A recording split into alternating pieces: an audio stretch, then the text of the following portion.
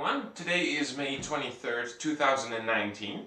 In this video I will be reviewing this typewriter, which is a 1915 Fox No.24 typewriter. I co-own this with one of my best friends. We acquired this machine in Victoria, British Columbia in an antique shop.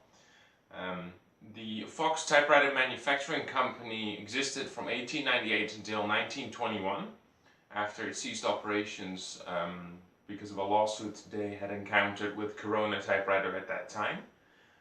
The brand therefore only lasted for 23 years, and Fox typewriters, you only find those in very advanced ages. The number 24 is one of their most known models. It is the front strike standard typewriter that they manufactured along with the 23 and the 25, and I think there were various equivalents. Originally this design came forth from a front strike design, the number 3 and the number 4, whereby they used the Remington mechanism or alike, whereby you wouldn't be able to see what you were writing until you lifted off the carriage or flipped it up and looked underneath the platen. But having restored this machine as best as I could, I've taken off most of the components on the carriage itself actually came off as well. I discovered that the mechanism in these are actually quite intriguing. There is not really any way to link these to a particular different brands mechanically, because their design is it's different, very original. You can already tell by the sleek lines of the frame how the mechanism is based. So you have the type bars with the keys that run all the way through the machine to the end. The type basket, which is actually quite interesting, and I'll give you a close-up of that later on. You have two sets or two rows of type bars, which makes for an interesting design. This machine has a left-handed carriage or a right-handed carriage return arm, which is over here. With your paper fingers. I'll go in this more detail when I have a close-up of this machine. It is a very, very handsome typewriter to look at. As you can see, it's an unusual design. Very sleek lines, very rounded. It is decorated with very tasteful decals on the sides, on the paper table, on the front. The placement of the functions are quite odd as well. Down here you have the Tabulator button. This is your backspace. The shift lock is the same key as the shift, just a normal shift key, except you toggle it towards you. And then there are other functions that actually I haven't quite figured out yet, and even though I've had the pleasure of using many typewriters, the fact that this machine comes with what is called a ribbon oscillator, which is located here on the side, that is something I haven't figured out the function of yet, even though the mechanism is clearly inside. But the proper use of that is something that I'm still trying to research. Let me give you a better insight on what this machine actually is. Right, let's have a closer look at the Fox standard. So we have over here the tabulator. These two switches are your color selector, if you can believe it. So it's now currently set on black. Now it's set on red, and you do have a stencil function, which is quite a trick to use. You have to flip aside a security latch and then push in the button, which will lock it in place. Now the stencil function is set. You click it again to release it. Over here is the backspace. Then over here you have two shift keys, and you have a shift key on either side. But this shift key, which is similar to the one that Underwood used, except it's a different design. You push down the shift key and pull it towards you, and it will lock the shift. Push it away from you, and it will actually release it. Then over here we have the margin release. It has a few interesting characters. I'll include a screenshot of those. It has a type or a key which produces hands, imprinted hands on the page, which is a neat feature I've never seen before. Over on this side we have the carriage return lever, which is right-handed. It has a switch here for one double and triple spaces, which is how that works. Carriage release over here. Now, as you can see, the ribbon spools are mounted vertically. You have the option to remove the platen by using L.C. Smith's mounting brackets on either side, so you slide these backwards and the platen comes out. These are currently screwed in place because it's missing a washer on this end, and every time you return the carriage it would loosen up.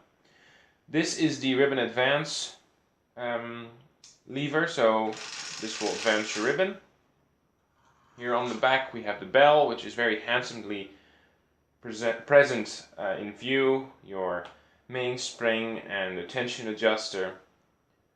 And this over here is your margin lock. Here are your margins. Now the same rail also used, or the same rack also is used for the tabulator stops, which unfortunately I'm missing, but I'm on the lookout for a few new ones. This is your escapement. The backspace is over here, or the mechanism at least. Here is another carriage release. This button here, this lever, excuse me, releases the paper, but it is only held in place by a hook that you have to set separately. And this is the questionable ribbon oscillator switch, which I still haven't figured the function out of yet. Paper fingers, your ruler, and that is basically pretty much it. The interesting thing with the Fox is that the type basket has two rows of type bars. So you have the ones that are here in the front, as you can see, and then you have the ones that are here in the back, which you can probably not see. And it actually works surprisingly well. It reduces the amount of jams that you have occasion, especially if you have a non-domestic or non-conventional, I wouldn't know which word to use for that, but a normal standard typing style whereby a typewriter has the decent frequency to jam. Sorry. So this mechanism is actually, I find, more superior than a conventional type basket. It's very tastefully decorated with artistic decals. It has hand-painted pinstriping. Fox decal on the paper plate, and it says Fox Typewriter Company, Grand Rapids, Michigan, USA, which it repeats down here as well. It also mentions that it's a model number 24. Now you're not going to be able to see this, but underneath the paper table are the patent dates, which go back to 1892. And then here it says Fox again. When we originally received this machine, the paint was in not very good condition. Well, the paint itself was fine, but the clear coat had very badly oxidized. I made an attempt to revive it using turtle wax, which went the opposite way, and it created brown swirl marks, which really had me pulling my hair out. But I discovered by accident, after spilling a little bit of 3-in-1 electric motor oil on one of the panels, that the thickness or the fluidity, I don't know what it would be, of the oil actually revived most of the clear coat, and I thought it was temporary, but as you can probably tell, it looks very shiny, very good, and this was done over a month ago.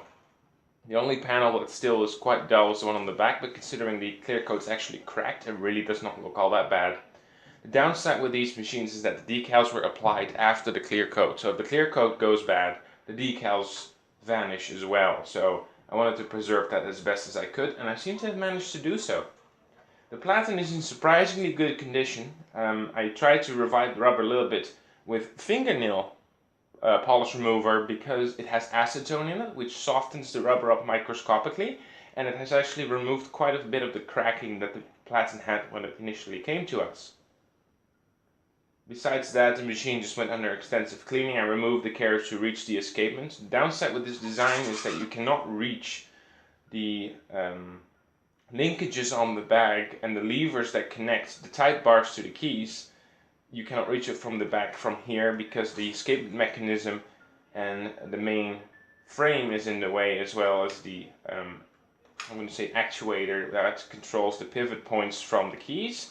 And at the front, because this machine does not have a U-bar mechanism for the type basket, you cannot take all the keys out. You have to do that individually. I decided to just leave that for the time being and maybe tend to that at a later date. I managed to clean it as good as I could, and it looks very good. It could do a little bit more. Now, one fun fact about this machine is that when it came to me, the presumably asbestos key rest that was in here was shredding, falling apart, and we all know that asbestos is not the best for you. So I decided to remove it, and I applied, and I hope you like this bit of, or you like this idea, I found by a scrap pile, an old transformer box that we use probably for film sets, where they had, it's a box that has about 20 receptacles on it. You use a transformer to deal with the higher amperage, and it had those thick insulated grounded wires that connected to it. And I cut off a bit of wire because I found the circumference of it, the diameter, was the exact same size as the old asbestos key rest. And I mounted those inside, and it works absolutely flawlessly. It isolates the sound very well. It's not too hard on the keys. It's exactly the right thickness and the softness that you need for a key rest. I'll see if I can incorporate a little screenshot of that in this video, because I thought it was quite brilliant. And of course, because this has a 2-row type bar basket, you need the 2 key rests. Anyway, maybe I'll incorporate a typing sample video of this machine as well, although there is already one on the channel, so feel free to check that out.